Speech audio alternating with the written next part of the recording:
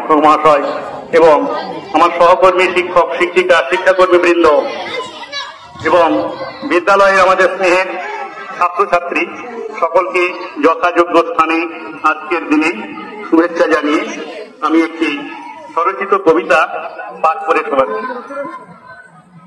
কবিতার নাম রক্তাক্ত অলিন্দি।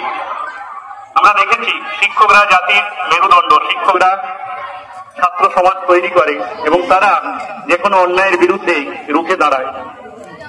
এরকমই একটি প্রাসঙ্গিক সমসাময়িক কবিতা শিক্ষক শিক্ষিকা ছাত্রছাত্রী প্রত্যেকের উদ্দেশ্যে এবং যিনি নিহত হয়েছেন সেই ডাক্তার শিক্ষয়িত্রী তার প্রতি শ্রদ্ধা জানিয়ে আজকের দিনে একটি কবিতা আমি পড়ে শোনাচ্ছি। কবিতার নাম রক্তাক্ত অলিন্দি। এক হাসপাতাল, কোলাহলপূর্ণ এক ক্যাম্পাস, প্রতি মুহূর্তে সিসিটিভির কড়া নজরদারি, তবু এক নির্জন সেমিনার হলে তোমার ক্ষত বিক্ষত বিকৃত নিথর দেহের পাশে এখনো ছড়িয়ে ছিটিয়ে অসংখ্য রঙের প্রশ্নমালা। হঠাৎ দুপুর গড়াতেই চ্যানেলে চ্যানেলে হেডলাইন, কর্তব্যরত অবস্থায় নাইট ডিউটিতে মহিলা ডাক্তারের অস্বাভাবিক মৃত্যু। না, এ মৃত্যু নয়, আসলে তো হত্যা। চিরাচরিত আদিম প্রবৃত্তির এক সীমাহীন নির্লজ্জতা। তবুও সাজিয়ে গুছিয়ে কোন এক প্রমাণহীন খুনিকে আদরের সোহাগে ধরে আনার পর প্রশাসনের নিষিদ্ধ খেলাঘরে অনেক খেলাই হবে, একে একে খাড়া করা হবে সাজানো গোছানো কিছু তত্ত্ব। হয়তো অনেক প্রভাবশালীকে বাঁচানোর আপ্রাণ চেষ্টা হবে লাশ কাটা ঘরে তোমাকে সাহিত্য রেখে তিলোত্তমা। তোমার চিকিৎসা পরিষেবার সব আলো নিভে গিয়ে তুমি এক নথিবদ্ধহীন প্রতিবাদহীন অবলা নারী হয়ে থেকে যাবে মুখরিত আরজিকর হাসপাতালের এক রক্তাক্ত অলিন্দে। তার প্রতি আজকের দিনে শ্রদ্ধা। এবং আরেকটি কবিতা আমার আজকের দিনে দাঁড়িয়ে আরেকটি কবিতা আমার বইতে প্রকাশিত একটি কবিতা 2019 সালে লেখা, সেই কবিতাটি আমি একটু পাঠ করে শোনাচ্ছি। মাস্টার মশাই ভালো থাকবেন।